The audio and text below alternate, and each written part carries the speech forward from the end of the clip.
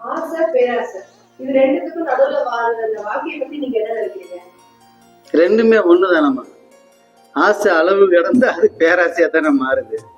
அப்படி ஒரு அழிவைத்தானே இன்னைக்கு நாமெல்லாம் கேள்விப்பட்டது இல்லையா?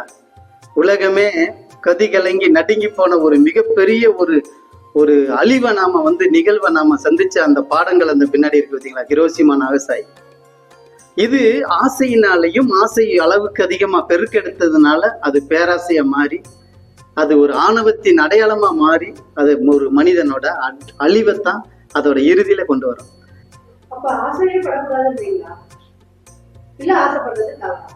இல்ல, ஆசைப்படக்கூடாதுன்னு சொல்லல. மனிதன் ஒரு உணர்வு இருக்கிற ஒவ்வொரு ஜீவராசிகளுக்கும் கண்டிப்பான முறையில ஆசைன்னு ஒண்ணு வேணும் இல்லையா? ஏன்னா அது உணவுல ஆரம்பித்து அதோட வாழ்வாதாரத்துல கடைசி விளிம்பு வர மனிதன் கண்டிப்பான முறையில அதை ஆசைப்பட்டு தீரணும். அப்ப ஆசை இருக்கக்கூடாதுன்ற கேள்வி ஏன் அப்படி கேக்குறீங்க? நிச்சயம் ஆசை இருக்கணும். அந்த ஆசை ஒரு அளவோட இருக்கணும். அந்த ஆசைக்கு பலவித அர்த்தங்களை நமக்கு முன்னாடி எத்தனை பேர் கொடுத்துருக்காங்க. அதனால அதுக்குன்னு ஒரு புதுவித ஒரு கதைகளை நம்ம எடுத்து கொடுக்கற அவசியமே இல்லை. ஏன்னா ஆசை பேராசை ஆகி பேராசை பெரு அழிவா ஆகி அந்த அழிவு மிகப்பெரிய ஒரு மானுடத்துக்கு ஒரு மிகப்பெரிய ஒரு இழிவா மாறினது ஒரு இன்னைக்கு நம்மளோட அந்த வீடியோல பார்த்துட்டு இருக்கோம்.